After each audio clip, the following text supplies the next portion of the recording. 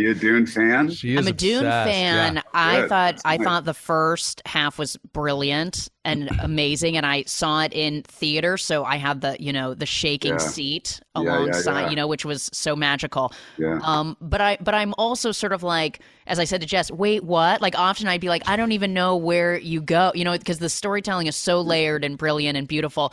Yeah. And do you just let Denis and the work just?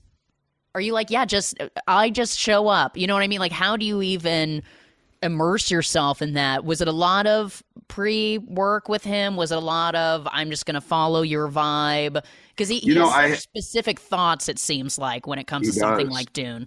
He does, and he has a lifelong relationship with that book. I read the book, but I also read a lot of other books. He read the book and he obsessed over the book as a child.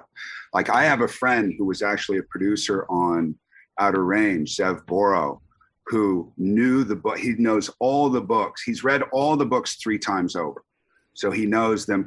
I don't know if you're this fanatical about it, but I took him to see Dune the first time. And when it ended, he started screaming. He's a 48-year-old guy, started screaming at the top of his lungs. And he kept saying, "That's it.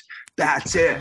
That's what I saw." You know what I mean? So he's massively invested. But with Denis, I had worked in Sicario with him, and we had created a lot of stuff together. We had gotten together in my trailer and we had written new things. And there was a scene at the end of Sicario that's more of an expositional scene with Emily that we wrote probably 15 minutes before we did it.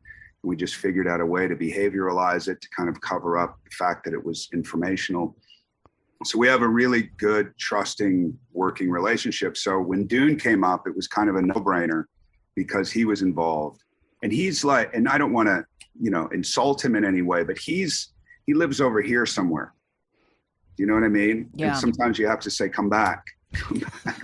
Come back, Denis. We have to structure this thing in a way that's cohesive, but he not only already has, because he feels like he's in the clouds or whatever, but he lives in that place, and it's a very, very special place, and I love being involved in it. But I'll say just as a last thing, I just read the second one. It's amazing. Oh, wow. Yeah. It's phenomenal. It blew me away. And even, I'm not say even more than the first one because it's a continuance, but it's a really, really fun, more intimate ride. Well, that's it. Like I said, the first half is more of like a cocking of the gun because it's going to explode in the second half, Exactly. And, the book is out there, so it's not like there's no scroll spoilers to hide because there's a book out there. But what his interpretation, that's why, and I know I've mentioned it before, the fact that he wasn't nominated for an Academy Award, if that means anything, is just the most ridiculous thing I've ever heard, because that was his creation. I mean, that was his creation. That was him pulling those people together and basically with their skills telling them, this is my idea. This is what I want to do. This is my interpretation.